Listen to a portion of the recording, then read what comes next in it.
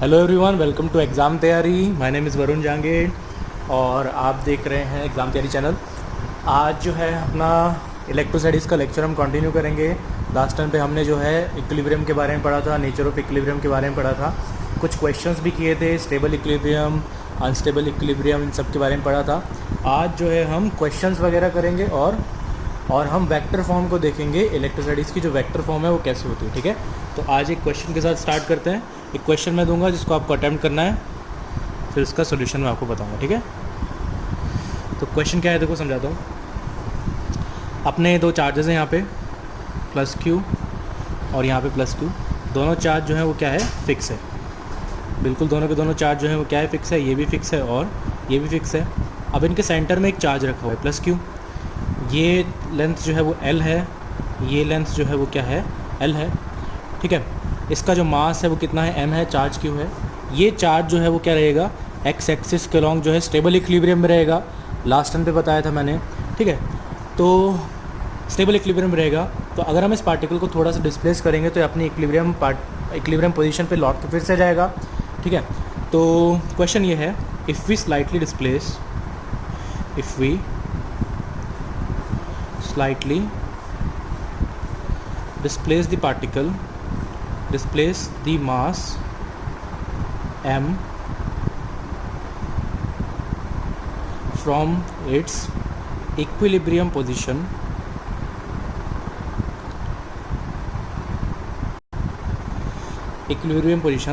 then find time period of SHM, ठीक है। SHM का टाइम पीरियड आपको बताना है। और जो डिस्प्लेसमेंट जो है वो क्या है, डिस्प्लेस्ड इन एक्स डायरेक्शन, ठीक है। मतलब एक्स एक्सिस का लॉन्ग हमने डिस्प्लेस किया है, तो पार्टिकल क्या करेगा, SHM करेगा। उसका टाइम पीरियड हमें बताना है, ठीक है। स्क्रीन को पॉज करो और फिर इसे अटेम्प्ट करो।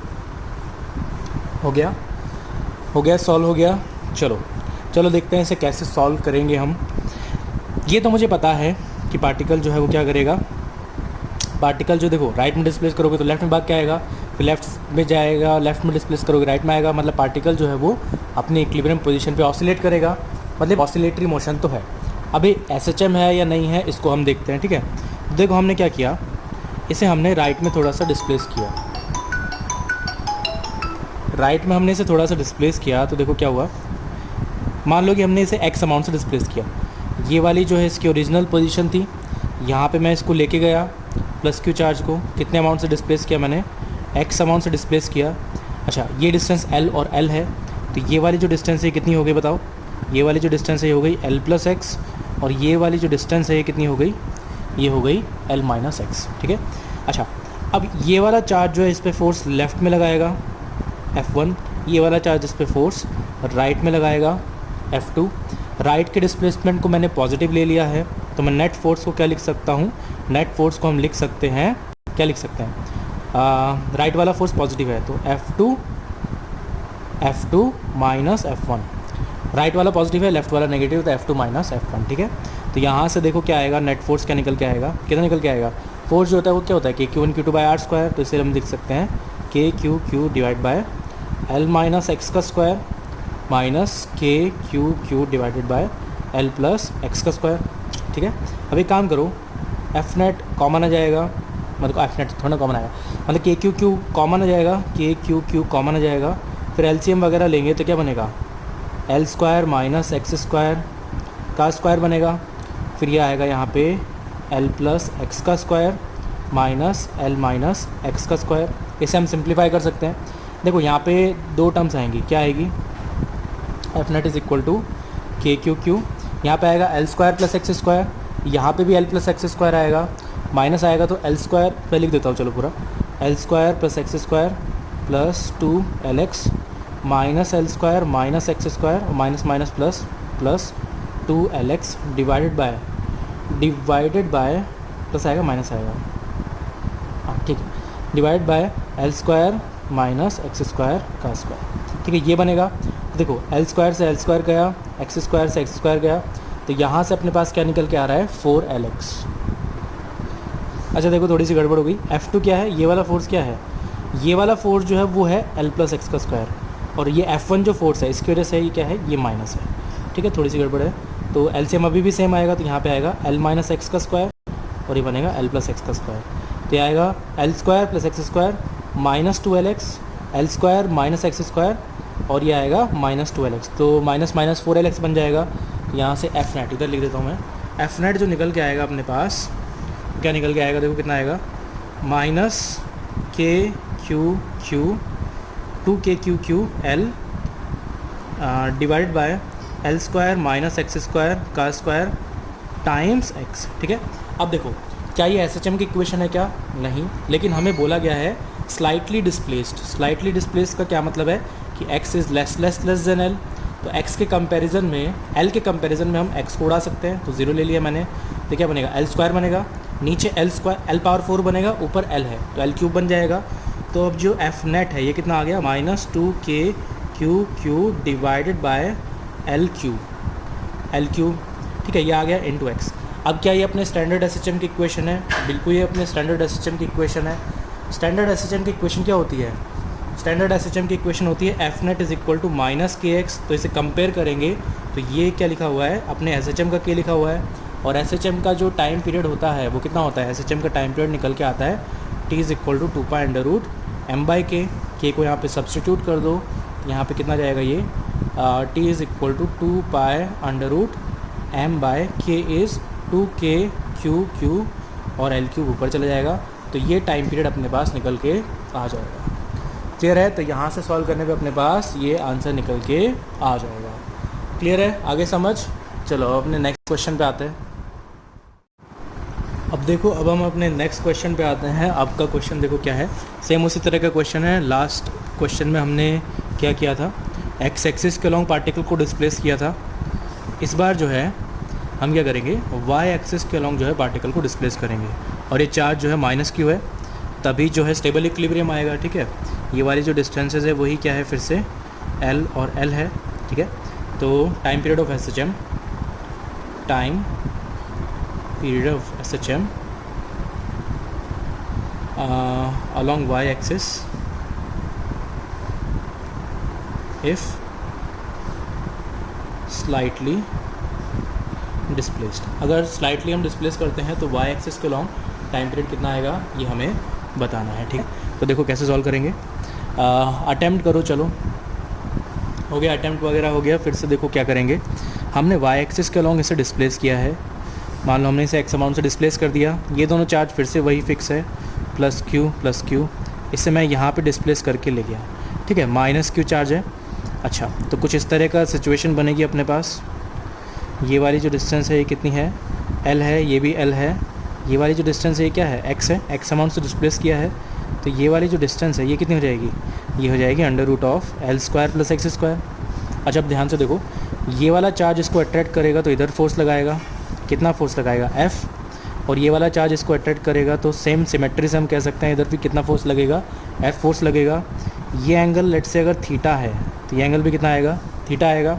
देखो जो वेक्टर डायग्राम है कुछ इस तरह से बनेगा, F ऐसे, ये थीटा है, ये भी थीटा है, तो इन दोनों का जो रिजल्टेंट है, अब कंपोनेंट हम करेंगे तो क्या होगा, इसका आएगा F साइन थीटा, ये आएगा F कॉस थीटा, इसका आएगा, इधर आएगा F साइन थीटा, और इसका नीचे आएगा F कॉस थीटा। ये हॉरिजॉन्टल वाले कैंसिल आउट हो जाएंगे, वर्टिकल वाले ऐड ऑन हो जाएंगे, मतलब नेट फोर्स जो है वो क्या आएगा, 2F कॉस थीटा आएगा, ठीक है। डिस्प्लेस हमने ऊपर किया है, नेट फोर्स नीचे आ रहा है, इसलिए हम आगे माइनस लगा देंगे, ना भी लगाए तो हमें पता ही है, डायरेक्शन तो हम पहले ही पता है, ठीक है, माइनस के एक्स के फॉर्म में आएगा, फिर भी लगा लेते हैं। चलो, तो यहाँ से देखो F क्या लिख सकते हैं हम, F क्या है यहाँ पे, ये दोनों चार्जेस के बीच में लगने वाला फोर्स, तो इसको हम लिख सकते हैं K Q divide by under root of this distance का स्क्वायर, मतलब under root L square plus x square का स्क्वायर, ठीक है, टाइम्स कॉस थीटा। अब इस ट्राइंगल में देखो कॉस थीटा क्या है, कॉस थीटा होता है base upon hypotenuse, base is this, hypotenuse is this, तो x divided by under root of L square plus x square. अब यहाँ पे देखो अंडर रूट का स्क्वायर करोगे तो पावर हट जाएगी, मतलब ये L square plus x square की पावर 1 है, यहाँ पे L square plus x square की पावर हाफ है, पावर ऐड हो जाएंगी, तो यहाँ से एफ नेट जो है वो कितना आएगा, minus 2k Q x divided by L square plus x square की पावर 3/2। और हम जानते हैं कि x क्या है, x is very very less than l, मतलब जो डिस्प्लेसमेंट हुआ है बहुत छोटा सा हुआ है, तो l के कंपैरिजन में हम x को उड़ा सकते हैं, ठीक है। तो यहाँ से देखो क्या बनेगा, l स्क्वायर की पावर 3/2, तो 2 से 2 कैंसिल आउट, l क्यूब बनेगा। तो यहाँ से जो नेट फोर्स है निकल के आएगा -2k/x divided by l cube. यही अपने SHM का क्या होगा, k बन जाएगा। कंपेयर करेंगे तो ये अपने SHM का k बन जाएगा। तो यहाँ से टाइम पीरियड जो है वो कितना आएगा, 2π√m/k, m है, ठीक है। k कितना है, k जो है वो है 2k/Q divide by l cube, तो ऊपर चला जाएगा, ठीक है। तो ये टाइम पीरियड अपने पास निकल के यहाँ से, ये वाला जो टाइम पीरियड अपने पास यहाँ से निकल के आ जाएगा। क्लियर है, आ गया, समझ आ गया। चलो अब हम अपने नेक्स्ट क्वेश्चन पे बढ़ते हैं, नेक्स्ट क्वेश्चन को करते हैं। अब देखो एक क्वेश्चन करते हैं, क्वेश्चन समझा देता हूँ क्या है। अपने पास दो चार्जेस हैं, ठीक है, Q1 और Q2 प्लस Q1 और प्लस Q2, ठीक है। ये वाला चार्ज जो है ये क्या है, फिक्स है। क्वेश्चन समझा देता हूँ मैं क्या है। ये वाला चार्ज जो है वो क्या है, फ्री है, इसका मास कितना है, m है। ये वाला चार्ज क्या है, फ्री है, मूव कर सकता है ये, ठीक है। अच्छा, ये पहले इन दोनों के बीच में डिस्टेंस कितनी थी, r1 थी। अच्छा, अब हम क्या करते हैं, इसको छोड़ देते हैं, और इसकी इनिशियल वेलोसिटी क्या थी, रेस्ट पे था, initially at rest, so initial velocity was 0, ठीक है। तो यहाँ पे हमने इसको छोड़ दिया तो क्या होगा, ये चार्ज इसको रिपेल करेगा, तो ये जो Q2 चार्ज है दूर भागेगा। दूर भागता भागता जब इनके बीच में क्या होगा, दूरियाँ बढ़ने लगेगी। जब इनके बीच में जो डिस्टेंस है वो r2 हो जाती है, तब हमें इसकी वेलोसिटी बतानी है। तो find velocity of Q2 when distance between them becomes r, ठीक है। कोई डिस्टेंस r2 हो जाती है, r1 से r2, तब हमें वेलोसिटी बतानी है। इस सेम क्वेश्चन को हम जो है जो इलेक्ट्रोस्टैटिक पोटेंशियल एनर्जी से भी सॉल्व कर सकते हैं, लेकिन अभी मैं चाहता हूँ कि आप इसे बेसिक तरीके से सॉल्व करें, फिर हम इसे स्मार्ट मेथड भी देखेंगे इसका एक, ठीक है। चलो सॉल्व करो, स्क्रीन पॉज करो। हो गया, अटैम्प्ट हो गया। देखो कैसे करेंगे भाई, मुझे बताओ। फोर्स जो है जैसे जैसे डिस्टेंस बढ़ेगी, तो मुझे बताओ यहाँ पे ये जो अपना Q2 चार्जेस का एक्सेलरेशन कांस्टेंट है या वेरिएबल है। पहले तो बताओ, फोर्स कांस्टेंट है या वेरिएबल है। कांस्टेंट नहीं है, फोर्स क्या है, वेरिएबल है। भाई फोर्स जो होता है वो डिस्टेंस डिपेंडेंट है, k/Q1 Q2 बाय r²।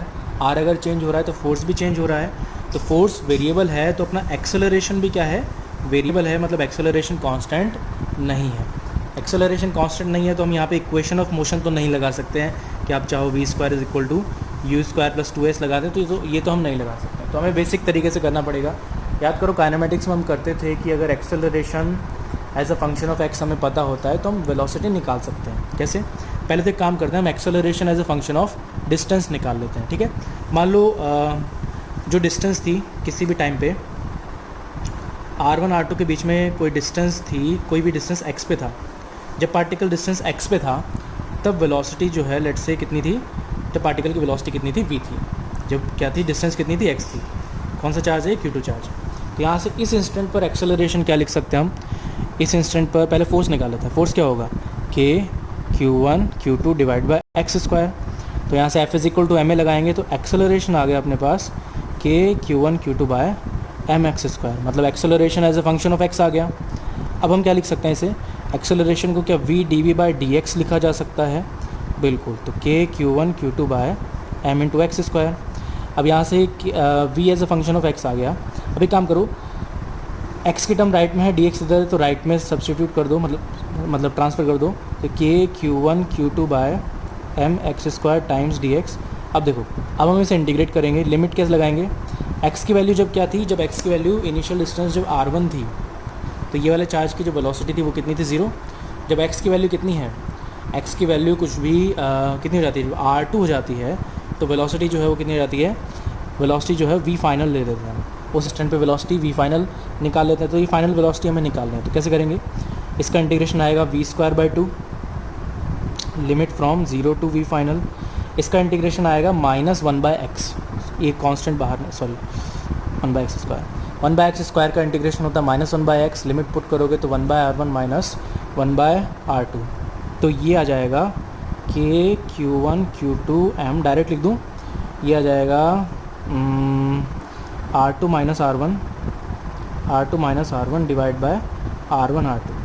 अब देखो लिमिट लगाओगे तो ये वी एफ स्क्वायर बाई 2 ही आ जाएगा, 2 उधर चला जाएगा, तो v जो है वो आ जाएगा अपने पास √2k(q1 q2 R2 minus R1 divide by R1 R2 m(R1 R2)। तो ये अपना फाइनल आंसर निकल के यहाँ से आ जाएगा। तो इस तरह से हम इसे सॉल्व कर सकते हैं। इसका एक ईजियर मेथड भी होता है, उसे भी हम देखेंगे। वो जो होता है वो अपना पोटेंशियल एनर्जी का मेथड होता है, उससे जब हम पोटेंशियल एनर्जी पढ़ लेंगे तब हम उसे देखेंगे। क्लियर है यहाँ तक, कोई परेशानी? चलो ठीक है, आगे बढ़ते हैं। एक लास्ट क्वेश्चन करते हैं आज का। अब देखो आज का लास्ट क्वेश्चन करते हैं। क्या क्वेश्चन है, ध्यान से देखेंगे। क्लॉक वाला क्वेश्चन है, थोड़ा सा कैलकुलेटिव है, ज़्यादा कोई कॉन्सेप्ट वगैरह तो नहीं है। कॉन्सेप्ट वही है कि Q1 Q2 बाय R2 कर लेते हैं एक बार को। देखो क्लॉक पता है आपको, सबको पता है। क्लॉक पे कैसे 1 2 3 4 5 6 यहाँ पे बजते हैं, 7 8 9 10 11 और 12। तो यहाँ पे सब पे जो है वो 1 कूलम 2 कूलम 3 कूलम इस तरह से चार्ज रखा हुआ है, +4 +5 coulomb +6 coulomb +7 coulomb +8 coulomb +9 coulomb +10 coulomb +11 coulomb +12 coulomb. ठीक है, ये जो क्लॉक है इसकी जो रेडियस है इसको 1 मीटर ले लेते हैं। वैसे 1 मीटर बहुत ज़्यादा होता है, लेकिन कैलकुलेशन को इसमें थोड़ा सा ईजी बनाने के लिए 1 मीटर ले लेते हैं। सेंटर पे चार्ज रखा हुआ है +1 कूलम। अब ये जो सभी चार्जेस मिलके सेंटर वाले चार्ज पे नेट फोर्स कितना लगाएंगे ये हमें बताना है। एफ नेट ऑन +1 कूलम कितना आएगा ये आपको बताना है। क्वेश्चन समझ में आया है? समझ में आया है तो जल्दी से अटैम्प्ट करो। ठीक है, हो गया, अटैम्प्ट हो गया। चलो देखो कैसे करेंगे। अब मुझे बताओ, ये वाला चार्ज जो है इस पर फोर्स लगाएगा, नीचे लगाएगा, कितना लगाएगा? Q1 Q2 बाय R2 1 का स्क्वायर, मतलब 12 के नीचे लगेगा। 12 के नीचे है 6 के, इसकी वजह से इस पर किधर आएगा? 6 के ऊपर आएगा। तो 12 के नीचे 6 के ऊपर, तो यहाँ पे मुझे बताओ तो रिजल्टेंट किधर आएगा? भाई 12 के नीचे है 6 के ऊपर है, तो 6 क्या जाएगा? इस 12 और 6 को देखना है। 12 और 6 का रिजल्टेंट किधर आएगा? 6 के नीचे की तरफ आएगा। अब इस 1 और 7 को देखो, 1 और 7 को देखेंगे तो क्या होगा? 7 कूलम की वजह से इस पर जो फोर्स आएगा ऊपर की तरफ आएगा 7 के, इसकी वजह से इस पर आएगा नीचे आएगा 1 के, दोनों अपोजिट होंगे। तो ये कितना आएगा? ये फिर से रिजल्टेंट आएगा इधर, कितना आएगा? 6 के। तो ये दोनों हो गए। अब 8 और 2 को देखो, 2 का नीचे आएगा 2 के, 8 का ऊपर आएगा 8 के, तो फिर से रिजल्टेंट इधर आएगा 2 की तरफ आएगा, कितना आएगा? ये 6 के आएगा। अब 3 और 9 को देखो तो 9 की वजह से इधर आएगा 9 के, 3 की वजह से लेफ्ट में आएगा 3 के, दोनों का रिजल्टेंट फिर से आएगा 6 के आएगा, राइट में आएगा। फिर अब 4 और 10 को देखो, 6 के रिजल्टेंट 4 की तरफ आएगा, तो ऐसे 6 के। अभी 11 और 5 को देखो तो इनका भी 6 के आएगा, 5 की तरफ आएगा, इस तरह से। तो ये इस तरह से डायग्राम बनेगा। अब हमें इसका रिजल्टेंट निकालना है, तो देखो कैसे निकालेंगे। इन सभी वेक्टर्स का रिजल्टेंट निकालना है। तो ये सभी एंगल कितने होंगे बताओ? 30 degree 30 degree 30 degree 30 degree 30 degree. क्या ये सभी एंगल 30 डिग्री होंगे? बिल्कुल होंगे। अच्छा, अभी काम करो, इस पे और इस पे ध्यान दो। ये दोनों वेक्टर के बीच में एंगल कितना है? ये दोनों वेक्टर के बीच में जो एंगल है ये कितना है बता सकते हो? कितना एंगल? 60 डिग्री है। भाई इस वेक्टर और इस वेक्टर के बीच में एंगल 60 डिग्री है। दोनों वेक्टर्स का मैग्नीट्यूड सेम है। एफ़ और एफ़ का जो रिजल्टेंट है 60 डिग्री पे कितना आता है? √3f आता है। देखो 6 के तो पहले से ही चल रहा है, ये वाला 6 के पहले से चल रहा है, एक 6 के पहले से नीचे है। 6 के और 6 के का रिजल्टेंट कितना आएगा? राइट की तरफ आएगा, कितना आएगा? √3 टाइम्स, मतलब 6√3k। ठीक है। अच्छा, ये 6 के और ये 6 के, सॉरी ये 6 के और ये 6 के, इन दोनों के बीच में एंगल कितना है? 30 30 30 30, मतलब 120 डिग्री है। और एफ़ और एफ़ का रिजल्टेंट 120 डिग्री पे कितना आता है? एफ़ ही आता है, मतलब 6 के जाएगा। अब इन तीनों राइट में है, राइट में है तो 6 के सब ऐड ऑन हो जाएंगे। तो इस नेट फोर्स को हम लिख सकते हैं, यहाँ पे क्या लिख सकते हैं? 12 + 6√3 होगा, नहीं होगा? आई कैप, ये नीचे है तो -6k जे कैप। तो ये जो फोर्स है अपने पास निकल के यहाँ से आ जाएगा। क्लियर है कहानी? तो यहाँ पे हमने क्वेश्चन कर लिया। आज हमने अच्छे कुछ क्वेश्चंस किए थे। नेक्स्ट टर्न पे जो है आपको वेक्टर फॉर्म हम कराएंगे और मीडियम में जो फोर्स है वो कितना लगता है वो भी हम देखेंगे, और छोटी छोटी और एक अच्छा क्वेश्चन भी करेंगे, हम क्यूब वाला क्वेश्चन भी करेंगे। तो उम्मीद करता हूँ आपको आज का लेक्चर पसंद आया होगा। चैनल को आप पहली बार देख रहे हैं तो सब्सक्राइब कर लीजिए, ठीक है। तब तक के लिए हंसते रहिए, मुस्कुराते रहिए और देखते रहिए एग्ज़ाम तैयारी को। तब तक के लिए bye bye and thank you.